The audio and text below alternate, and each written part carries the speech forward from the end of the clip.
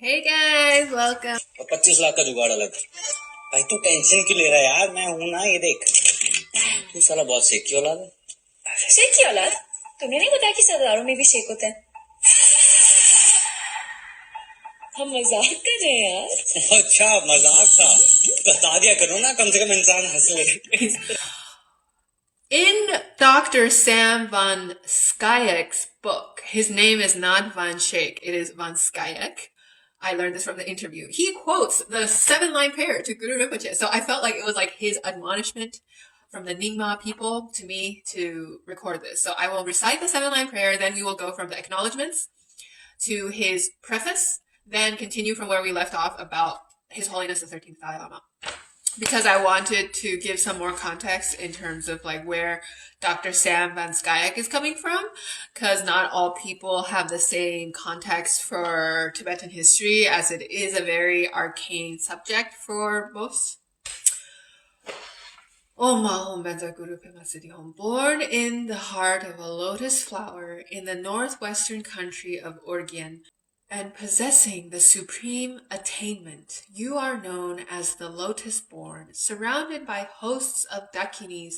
When I follow in your footsteps, I pray that you will come and bless me. Om Ahom Benza Guru Pema Siddhi Hom. In the Tibetan YouTube version, you can find subtitles as well if you want to listen to Tibetans recited in Tibetan. It's a very beautiful prayer, and your wishes can come true accordingly if you take refuge in the 3 jewels. Okay. Now let us go to the acknowledgements. It is only possible to write a book like this because the Tibetans have maintained a vibrant tradition of historical writing, whether in anonymous works like the Old Tibetan Annals and the Testament of Ba, or religious histories by scholars like Go Lotsawa Jonupal and Pawo Tsuklag Trengwa. I also owe much to contemporary scholars from all over the world who have written historical studies of Tibet. My debt to them is evident in the notes and bibliography. However, the importance of the late E. Jean Smith is perhaps not adequately represented here. For his personal encouragement and assistance and his staggering achievements in bringing the literature of Tibetan Buddhism to the West, he is much missed. The Tibetan Buddhist Resource Center, which he founded, is now a wonderful online library of Tibetan works. I want to thank my parents, Paul and Barbara von Schaik, who have spent a lifetime in international aid work all over the world. Thanks to them, I was able to experience in my formative years Tibetan culture at first hand among the exiles of Kathmandu and in the remote mountains and monasteries of Bhutan.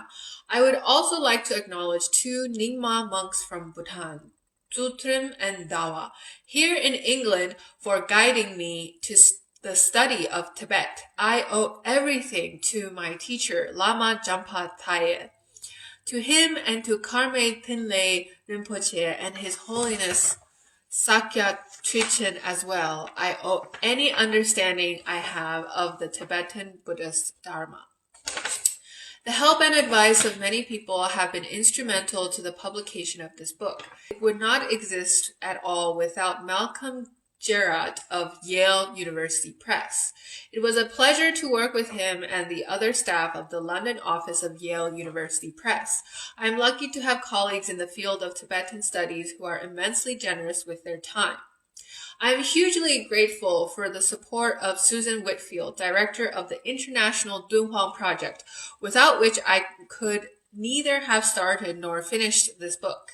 I would also like to thank Amy Heller for her generosity in providing images and John Faulkner for guiding me through the British Library's photographic collections. I am indebted to many other colleagues at the British Library. Preface. Very dramatic preface. Where is Tibet? It can be difficult to locate even in a bookshop. Uncertain or nervous booksellers rarely seem to know what to do with books on Tibet. Some stick them straight onto the China shelf. Some, aware that this is an unpopular strategy among many outside China, find a corner somewhere in Asia General. Others transcend the whole geographical issue by putting their books on Tibet on the Buddhism shelves, allowing Tibet to float entirely free of complicated questions of politics and place. And there's a certain university library in London where it has become customary to deface the sign on the shelves containing books on Tibet. China is scratched out, and Tibet is written under it. Then somebody else comes and scratches out Tibet and writes China again, and so on. The plight of these books is an indicative of the confusion surrounding the status of Tibet itself. Look at a map for another example. Where on the map is Tibet? Where? Where is it? Some modern writers make a distinction between political Tibet, which is the area within the borders of the Tibetan Autonomous Region, and ethnographic Tibet, a wider territory sharing a language and culture that are still recognizably Tibetan. This wider concept of Tibet overlaps with 4 other Chinese provinces, Qinghai, Sichuan, Gansu, and Yunnan, which unfortunately had some mudslide happen recently. And the Himalayan kingdoms of Bhutan, Nepal, Sikkim, and Ladakh. Shout out Palga Rinpoche, who went live recently, and he just kept repeating Ladakh, even though I couldn't understand much Ladakhi. I knew he was saying Ladakh, Ladakh, Ladakh. The Tibetans have their own version of this distinction, which goes back many centuries. They speak of the central region of the country roughly corresponding to the modern autonomous region as Tibet, Bo, and the wider realm of Tibetan culture as Greater Tibet, Bo-Chenpo.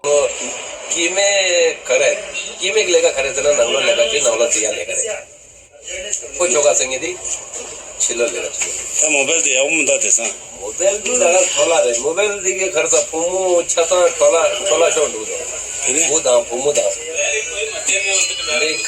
Mobile दी के खत. As if this were not confusing enough, we also have political ideologies distorting any attempt to define Tibet. The clash of ideologies was particularly obvious in March 2009, a troubled anniversary for Tibet. Half a century earlier, protests against the Chinese presence in Lhasa resulted in the flight of His Holiness the Dalai Lama, the 14th Dalai Lama, to India. The violent suppression of the protesters and the swift dismantling of traditional Tibet. As His Holiness the Dalai Lama and his Tibetan government in exile prepared to mark the anniversary with speeches calling for an end to the Communist Party's repressive regime in Tibet, the Chinese government announced the same anniversary was to be celebrated as Serf Liberation Day. It has become clear that the debate over Tibet's identity has turned into a war of widely differing versions. In a war like this, history plays perhaps the most important role. Arguments supporting the current state of Tibet as a region of China reach back to the Manchu dynasty in the 18th century, and further still to the Great Mongol Empire in the 13th century and the Tibetan Empire in the 7th.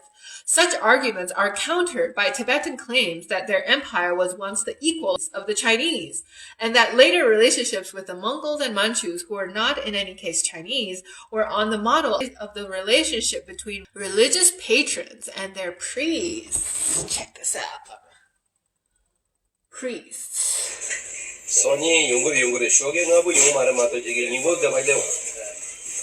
Then there are the arguments about what life was like in Tibet before the communist reforms of the 1960s. Was it, as some claim, a spiritual paradise, Jannat, a pre-lapsarian world in which everyone was happy with their lot, motivated by compassion, bodhicitta, and striving only for the highest Buddhist goal of freeing all living beings from suffering, dukkha? Or was it a place of medieval suffering in which peasants were bound to their lord's manner for life, their lack of freedom compounded by their ignorance in a system that privileged the monks and the aristocracy? The Chinese have characterized traditional Tibet as a hell on earth, Jahannam. Countering them, His Holiness the Dalai Lama has spoken of life in modern Tibet using the very same words. So now, under communist rule, is hell, according to His Holiness, according to this book. I've actually never heard His Holiness talk about politics that much, even though like I read a lot of like diasporic Chinese people complain about His Holiness talking about politics. So yeah, I was not following these events at all since I left for college in 2009. It's a very fascinating world. Anyways, thus, the year 1959 has become a line dividing good from evil, like the symbol of yin and yang, but with the black and white constantly switching from one side to another depending on who is speaking. Sounds like the Red Sea, Bahal al-Ahmad right now these days. Who is attacking who? Okay. Who? And then there's like the joke about Chinese last names, like Hu Jintao. Who is Hu Jintao? There is, of course, more to Tibet than is allowed for by these polemics, and there is much more to Tibet's history than its relationship with China. Of course, Dr. Sam. Indeed, there is much more than any of the cliches allow. For over 1,000 years, most Tibetans were Buddhists, and Tibetan history features some of the most inspiring saints of any religious tradition. Spoken like a true Brit. But that did not prevent Tibet being a dangerous and often violent place where travelers carried swords and later guns at all times. Now, grenades at all times. In eastern Tibet, violence may be prolonged for generations by blood feuds in vicious cycles of revenge. Everywhere life was highly stratified by the distinction between aristocratic minority and the mass of ordinary peasants and nomads. This is only to say that the same factors found in every other pre-modern society were active in Tibet. And why should they not have been? Romantic visions of Tibet tend to make Tibetans unrecognizable as ordinary people. If y'all want some ordinary people perspectives, read some literature, you know. They have a really active literati like Mr. Buchung Sonam, who has published a lot. He has long hair, so he's very recognizable. That's why I remember, you know, it's like the dude with glasses and long hair. Romantic visions of Tibet tend to make Tibetans unrecognizable as ordinary people. But their adherence to Buddhism did not lessen their enjoyment of drinking, dancing, and music. Haram! Okay. Nor did it lessen their anxieties about ordinary things such as birth, marriage, and livelihood. Rather than trusting such things entirely to the impersonal force of karma, they often turned to ritualists who specialized in placating the gods, demons, and spirits that populated the sky, land, and rivers. It has been said that Tibet is special because it has been so isolated throughout history, cut off from the world by its high mountains. But it is equally valid to see Tibet as being deeply involved with other cultures throughout its history. In the early days of the Tibetan Empire, Tibetans were influenced by cultures as far afield as Persia, Nepal, and Korea. Lhasa has always been thronged with merchants and pilgrims traveling from distant countries, and for many centuries had its own Muslim community. Guma Mubarak. Indeed, Tibet's history simply cannot be understood without acknowledging its intimate connections to other peoples and powers. Al-Ijtima al-Muslimin fil Tibet. These connections, and not a mythical isolation, are what have made Tibet what it is today. Even to talk about Tibet is to simplify and distort. The distinction between political and ethnographic Tibet is itself an oversimplification. People from the eastern region of Kham and Amdo have always identified themselves as Khampas and Amdoas rather than Tibetans, and have sometimes been more closely connected to their Chinese neighbors than to central Tibet. Until the 20th century, these local ties tended to be stronger than any notion of a greater Tibet, and they still threaten modern attempts to forge an overarching Tibetan identity. Likewise, a shared adherence to Buddhism did not curtail individual allegiances to particular religious schools or monasteries, nor did it prevent struggles, sometimes violent, from breaking out between monasteries. So in this book, Dr. Van Schaik talks about how Longchenpa, one of the great saints of the Nyingma tradition, unfortunately could not stay in his original monastery because there was some regional factionalism going on. So he wasn't from Kham, and the majority of people were from Kham. So the majority wanted to kick him out, and then he got kicked out. But fortunately, because of this incident, he was able to meet someone who did not enter a monastery, who was very active in his rendezvous with women, and discovered a terma, which is like a hidden treasure of the Buddhist meditation knowledge systems. And then so with the help of this Langzi, you can say really romantically involved person, Longchenpa, the monk, was able to retrieve this hidden treasure and write a very beautiful book about Nyingma meditation, also known as Dzogchen, and then they manifested, they relived Guru Rinpoche's days. It was just very wonderful, and I'm so grateful to Dr. Van Schaik for portraying this incident in his Tibet history book, because usually when you read about history, you just read about politics, but he included this really inspirational devotional story. Perhaps the greatest misrepresentation of Tibet is that it was unchanging. The tensions, divergences, and connections to the outside world that defined it have led to centuries of dynamic movement, with the political and religious landscape of Tibet constantly subject to change. These changes have sometimes been gradual and almost imperceptible. At other times, they have been cataclysmic. Though it came late to modernity, Tibet's many violent political upheavals, religious ferments, and artistic and literary developments match those of other countries before the Industrial Revolution. How can one write a history of Tibet when we can hardly say where Tibet begins or ends, when it exists in so many places at once? I ask the same question. I'm so struggling with this.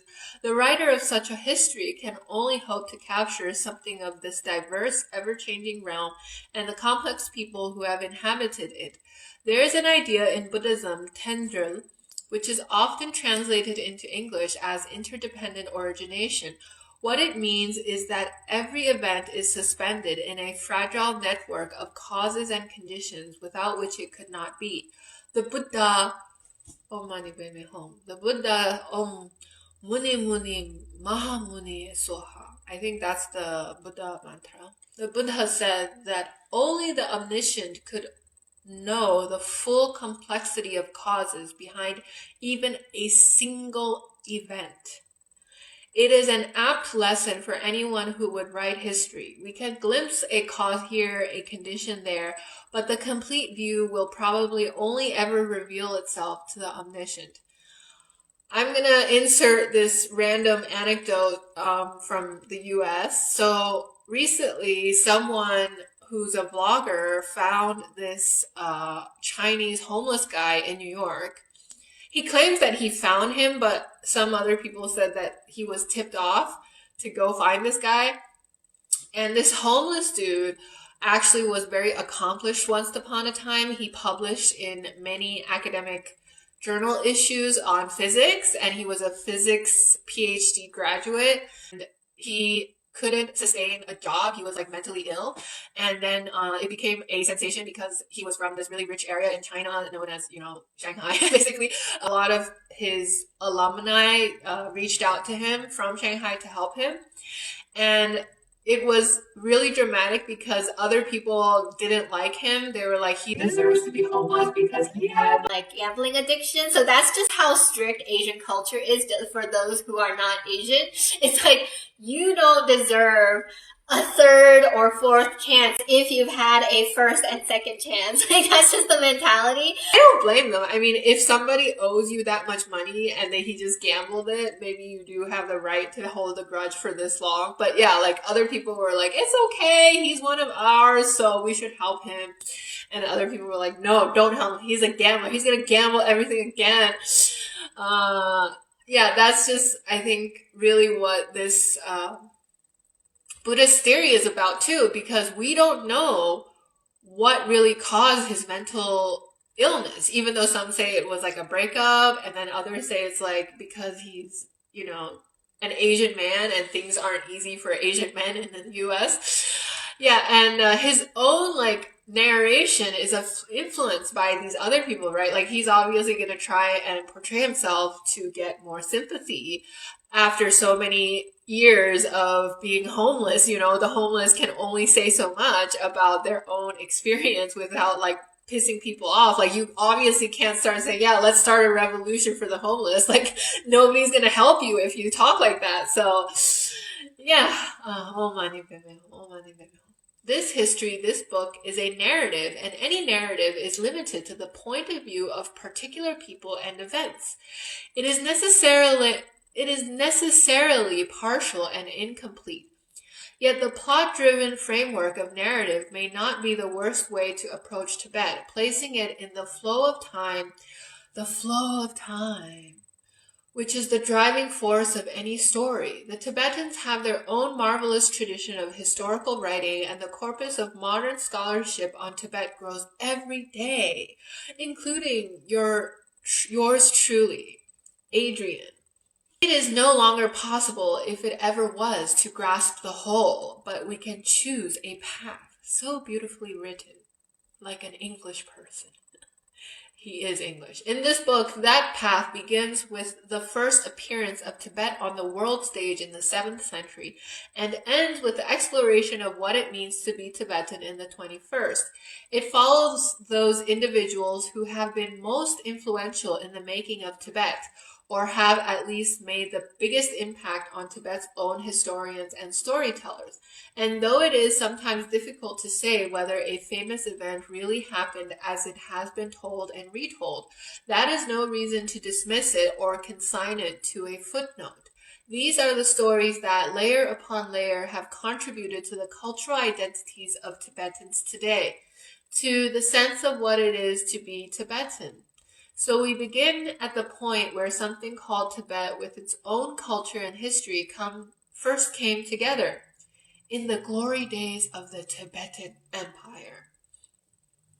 Okay, now we're going to jump to His Holiness the Dalai Lama's time. Page 189. And he fights with the Panchen Lama. Declaration of Independence.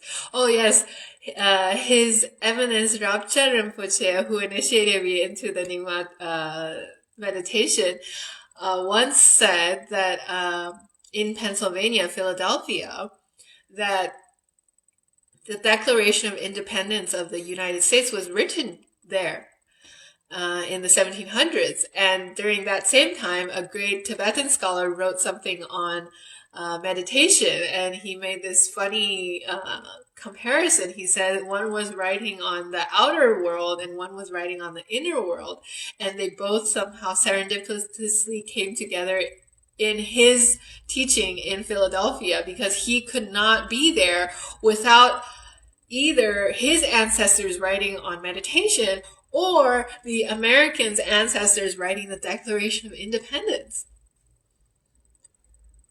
That's my interpretation. Now, there was not much the Dalai Lama could do. He was cut off from what was going on in Tibet, where life had largely returned to normal. After all, the Dalai Lama had been absent from Lhasa for all but a few weeks of the last 5 years, and many Lhasa Tibetans were untroubled by the Chinese presence. So the Dalai Lama, His Holiness, and his entourage decided to spend the first months of 1911 touring India's sacred Buddhist sites. Oh, I've read this part already. Okay. Wanting to be closer to the action of this, revolt of the Tibetans, the Dalai Lama moved back to Sikkim, where he could receive news and send orders to the newly established War Council. He knew that it would not be an easy fight. Not all Tibetans wanted the Chinese out of Lhasa or the Dalai Lama back. The Tibetan government in Lhasa and the Panchen Lama had become friendly with the Amban. The Panchen Lama had even moved into the Norbalinka for a while, and his monastery and followers had supported the Chinese presence. The Chinese were also supported by the monks of Drepung Monastery and the smaller Tengye-ling. On the other hand, the monks of Sera, renowned as the toughest fighters, were particularly keen to battle the Chinese troops. The fighting was drawn out and bloody, with Lhasa divided into Tibetan and Chinese zones, both sides using brutal street warfare, digging tunnels and laying underground explosives in the enemy zone. But the Chinese troops could only hold out so long without reinforcements. In the end, they holed up in Tengye-ling Monastery for a few weeks before their food ran out. In early 1912, they were finally defeated. Soldiers were deported back to China via India, while the 4 ministers of the Kashak, who had collaborated with the Chinese during the Dalai Lama's absence, were executed. In June, the Dalai Lama returned to Tibet. It took a while for him to get back to Lhasa. He had to wait until the terms of surrender were agreed and the Chinese had finally left. But at last he walked through the gates of Lhasa again in January 1913. The wandering Dalai Lama had come home with quite different ideas about Tibet's role in the world. Just 3 weeks after his return to Lhasa, the Dalai Lama issued a proclamation that many saw as a declaration of Tibet's independence, but it began with a statement of his own authority to rule Tibet. Lord Buddha from the glorious country of India prophesied that the reincarnations of Avalokiteshvara through successive rulers from the early religious kings to the present would look after the welfare of Tibet while appealing to an ancient tradition. Here's Avalokiteshvara. While appealing to an ancient tradition, the Dalai Lama was actually doing something rather new. It was once again Songtsen Gampo and the other imperial kings who provided the ideal of the divinely sanctioned Tibetan ruler, and the Dalai Lama was careful to remind the Tibetans of his place in this tradition. His proclamation also addressed Tibet's relationship with China. During the time of Genghis Khan and Altan Khan of the Mongols, the Ming dynasty of the Chinese, and the Qing dynasty of the Manchus, Tibet and China cooperated on the basis of a patron and priest relationship. A few years ago, the Chinese authorities in Sichuan and Yunnan endeavored to colonize our territory. The Dalai Lama saw this attempt at colonization as a forfeiture of the patron-priest relationship. Meanwhile, the Manchu Empire collapsed. The Tibetans were encouraged to expel the Chinese from central Tibet. I, too, returned safely to my rightful and sacred country, and I am now in the course of driving out the remnants of Chinese troops from Amdo and Kham in eastern Tibet. Now the Chinese intention of colonizing Tibet under the patron-priest relationship has faded like a rainbow in the sky. Over the past few years, the Dalai Lama's attitude to China had changed fundamentally. Rather than seeing it as Tibet's protector, he now viewed it as an aggressor from which Tibet needed protection. And who would protect Tibet? Just as the Chinese attempts to colonize Tibet were motivated by the new idea of a nation-state with firm borders, so the Dalai Lama's declaration of independence was also motivated by nationalism. The Chinese idea that Tibet was an inseparable part of China and the opposing Tibetan idea that Tibet was an independent country were both quite new. In the past, there had simply not been a political vocabulary to talk about nations in this way. The Dalai Lama, His Holiness, was learning fast, and he knew that an independent Tibet would need powerful friends. Diplomacy. On a summer's day in 1913, in a cottage near Farnham in England, Basil J. Gold, known to almost everyone as BJ, was poring over 5 letters written by the Dalai Lama to King George V, the Queen, the Secretary of State for India, the Foreign Secretary, and the Minister for Education. The Tibetan letters were written in a traditional way on large sheets of paper folded over and over into oblong parcels. Let's try and make one, because I happen to have long pieces of paper. And this vlogger who used to have a Tibetan restaurant, I think in Switzerland, he actually bought one of the 13th Dalai Lama's letters, and you can see it on YouTube. It's pretty interesting. So, like, assuming this is, like, the big part, I think they mean, like, he just had to do, like, this,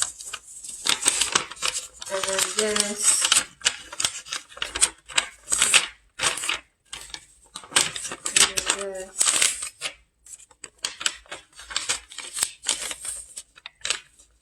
so this is like, it looks bigger in the vlog.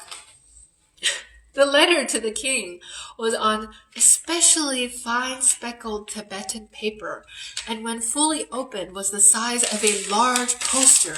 It was also Gold's duty to identify and place a value on the many gifts that had been sent along with the letters. Among the gifts were 1 gold gilt image of Chenrezig, or the god of love. Where did my image go? Okay, let's just pretend that this is the image. Galwang Jukpa. The Dalai Lama is believed to be an incarnation of this god, 8 pounds. 1 Lodo sword of Nyarong, Eastern Tibet, 4 pounds. 1 bundle of gold weighing 5 srangs, 22 pounds. The most precious gift was over 500 years old. 1 complete set of saddlery. 1 complete set of saddlery, which belonged formerly to the king of Rimpong, 350 pounds. The saddle told a story of the victory of the Gelug school over its enemies and of the right of the Dalai Lama's government to rule Tibet. The total value of the gifts added up to 16,000 pounds. No, 1,600 pounds. Around 130,000 pounds in today's money. And the Foreign Office agreed to spend even more on a set of returned gifts. It would be Gold's duty to go shopping in London for appropriate presents for a Dalai Lama. In the end, 19 gifts were sent, including photographs of the king and queen in gold frames and a pair of gold lions arranged in a portable shrine Tibetan style. Gold also bought a sword, a telescope, an Encyclopedia Britannica, and a pair of guns. But as Gold wrote out his translations of the letters on that day, it became clear that the Dalai Lama was making a direct appeal for British protection. Your great empire, he wrote, affords protection to the small kingdoms, so that the inhabitants live in peace. So therefore there has been and will be none other than your Majesty who can afford protection to Tibet, and this protection we have resolutely determined to crave. And the Dalai Lama had a concrete proposal for the king. We pray that, if it be possible, your Majesty and the Emperor of Russia will consult together, and that you and he each depute a representative to Lhasa for the benefit of Tibet, and that the power both temporal and spiritual may remain with the Tibetans themselves. As for the Chinese, the Dalai Lama stuck to the old line. Be pleased to remember that Tibet is related to China as priest and his disciple. Priest and his disciple. A few days later, Gold sent the complete polished translation to the India office. Oh gosh, so much bureaucracy. The other letters bore much the same message. Only the letter to the Minister of Education was different. The Dalai Lama's time in India had convinced him of the need to modernize Tibet. As an experiment, 4 Tibetan boys were sent to England to receive a modern British education. Gold himself escorted the boys, 3 of whom were 16, the other 12, on the journey from Tibet to England. After Gold had taken them on a small tour of the country, they started at Rugby School, although the Dalai Lama's letter had asked for 4 first-class educations at Oxford College, London. As for King George, the only British monarch to have visited India, he was keen to receive the Tibetan gifts in person. The presents were handed over in Buckingham Palace by a young Tibetan official called Lungshar, one of the Dalai Lama's trusted inner circle who had accompanied the boys to England. According to Gold, the king and queen were gracious and clearly interested. But for Lungshar, polite ceremonies were not enough. Since his arrival in London, he had become a thorn in the side of the India office, setting himself up in a flat in London and acting on his own initiative, arranging meetings with the king and high-ranking British officials. When these were obstructed, he told Gold that he was considering going to the United States of America or Germany or somewhere else, and that somewhere else could only be Russia. It was no empty threat. The Dalai Lama was still courting the Tsar, sending letters in the same vein as those he had dispatched to Britain. He wrote to the Russian ruler that he would like to declare for general knowledge the proclamation of our independence and about the election of ourselves to be the supreme sovereign ruler of Tibet. The next sentence showed that he still doubted the intentions of the British. England, however, opposes this, insisting on Chinese suzerainty. Finally, he set out his real fear, the reason for continuing to appeal to the Tsar for help. Thus, China may interfere with our affairs again and destroy our independence, which has been achieved finally after such blood-filled events. I want to share with you guys this short conversation where I reference the Oxford Dictionary because the Tibetans got their Encyclopedia Britannica during this time.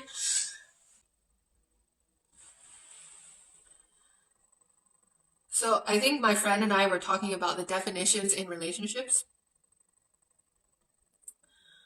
He sells tankas, and I got this beautiful tanka from this friend. This is an Amitayu tanka, and you can see there's like gold and stuff. So yeah. So anyways, he was trying to say that we should not call significant others anything they want. If they're married, they're a wife. And if they're not married, then it's a girlfriend. विदेशियों के लिए भाभी और GF एक बात है क्या करेंगे? So I'm saying like in the West, people don't really fuss about like those things anymore. Like what do you call your significant other? Like it can be anything at this point. And his reply was गलत बात है ना आप विदेश की dictionary में अल्फाज change करें इससे बहुत confusion होती है. He's telling me that I should appeal to the Oxford Dictionary people to change the definition of who is like a girlfriend and who is a wife, and I'm just like, bro, you do that. I don't really want to bother because I don't really care. Ami Devahi. Om Ami Devahi is for Amitabha. This is an Amitayu. It's very easy to confuse the two. This is not the Amitabha. This is an Amitayu, and I cannot tell you how to differentiate it. I just know. I just learned this anyway. So yeah, thanks for watching, and we'll continue on the history written by Dr. Sam Van Schaik in a next slide. Take care.